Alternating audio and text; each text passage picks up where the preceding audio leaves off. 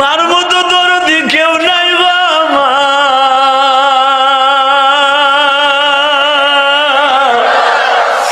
এই যে বড় বড় অফিসার হয় দেখো, পুলিশ ভাইরা বড় বড় এসআই হয়, বড় বড় ওসি হয়, দেখো এদের ব্যাকগ্রাউন্ড টান দিয়ে দেখো অধিকাংশ গরিবের পোলা।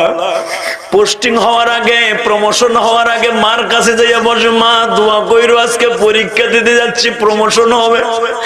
মা যায় না, মাঝে বসে দোয়া করে, আল্লাহ আমার জাদুরে তুমি বড় অফিসার বানায়ো। দুনিয়ায় মায়ের চাইতে বড় ওলি দুনিয়ায় নাই গো বাবা। আমার নবীর সুন্দর চরিত্র যদি গঠন করতে চাও, নিজের চরিত্রকে মা বাবার সামনে দেখায় দাও।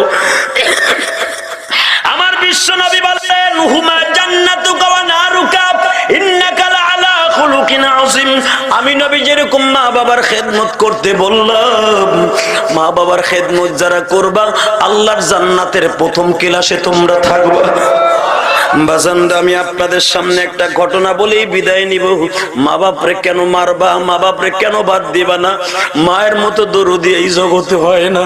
শীতের মৌসুমে দেখো সবাই আরামে ঘুমায়, তোমার মা তোমার শীতেনে বসে। এই শীতের মধ্যে তুমি ঘুমাও, তোমার মা পায়খানা প্রস্রাবের বিছানা, তোমার পায়খানা প্রস্রাবের খেতা বালিশ মা নামিয়া খালের মধ্যে পরিষ্কার করে। কথা ঠিক না বেঠে? যুবক ভাইরা, আমি বলে দিয়ে যাই, মা বাপরে ভাত দিতে চাও না, এমন একদিন আসবে তোমার সন্তানও তোমারে ভাত দিবে না। যেদিন তুমি দুনিয়া ছাড়ার আগে হবে বেঈমান হইয়া দুনিয়া ছাড়বা। সদরঘাটের তীরে একটা যুবক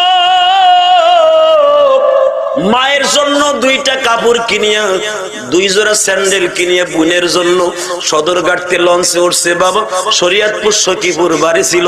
আমি মাঝে মাঝে ওয়াজটা করি, ইউটিউবের ভিতরে শুই না, তোমরা কানছো।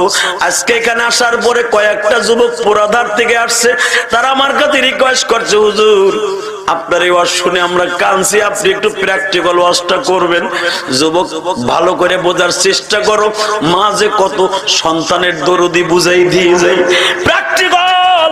এই যুবকটা যখন মায়ের জন্য কাপড় কিনিয়া স্যান্ডেল কিনিয়া লঞ্চে উঠছে, আজ থেকে ৩-৪ বছর আগে চাঁদপুরের ঠোঁটায় একটা লঞ্চ ডুবছিল।